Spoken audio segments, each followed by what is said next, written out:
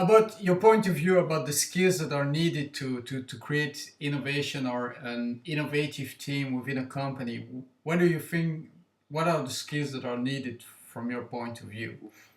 That's maybe the hardest question that you've asked in the preparation, because the thing is do we already have an innovative team?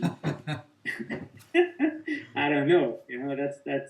That's one of the problems. So with skills, I try to think about that, and then the first thing is. I try to think about a metaphor. I don't know if you say metaphor in English, but anyway, so it's for me it's like taste or appetite. If you're going to lunch with a friend, and your friend is ordering I don't know a superb steak, you can feel when he's eating that it's delicious, and you really want to taste it. And it's kind of the same process. You need to make your meal delicious, so other people really want to taste it as well. So you need to have a great appetite for innovation yourself, so that you can spread that appetite to other people. So that is the thing that you need yourself to have, is you need to have a big appetite for innovation.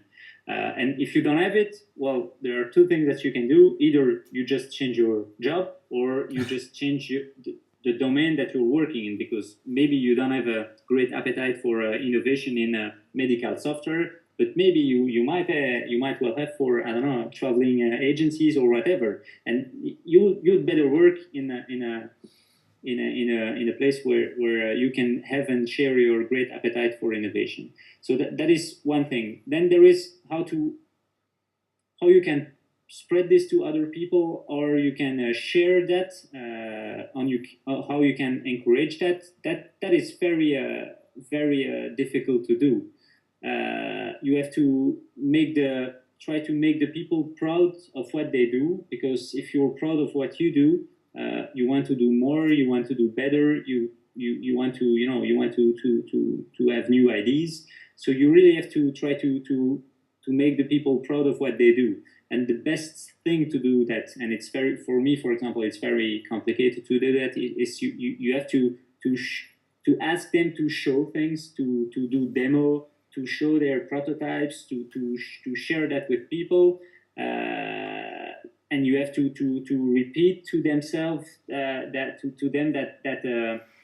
what they're doing is very great, because at Telemis what we do is all those patients that are diagnosed by radiologists that are using our software. I find it's very, it's great. And sometimes the people, for example, in our R&D team, they just think, okay, we're just doing some software, but it's not some software. We're not working in the banking industry or in another industry where well, there are tons of software and it doesn't change people's life. In our business, it might change how people will live in the future. So right. It's very great. And if you're passionate about that, well, then you might have people that are innovative because they really want to do more for the business they're working in. I think it's the most important thing is to provide them with how to be proud and how to be proud of what they do. Being proud and have a passion, if I understand your first points. Yes, that's correct. And then there might be some tricks, some tips and tricks. I don't know. You heard a lot about how they do it at Google to have 20% of the people's time to work on their own project. You might heard about how people are going to give incentives. I don't know if it's working, but for me, the Google way is going in the same ways. If you leave people with 20% of their time to do something that they really care about, well, they will be proud about that and they will do innovative things. What would be even better is to try to people not to need 20% of their time to do that, but to do that 100% of their time because they really like what they do, every day. That is very important, I think.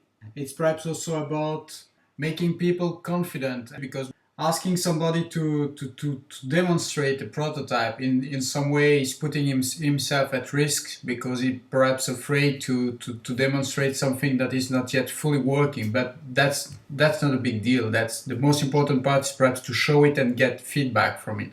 Yeah, that's true. They have to be confident, and it's not easy to manage because you need to be confident and to be to be not to have too much stress to show a prototype to someone, because if it doesn't work, the application just crash, and well, whatever, it's a prototype, so that's not so important.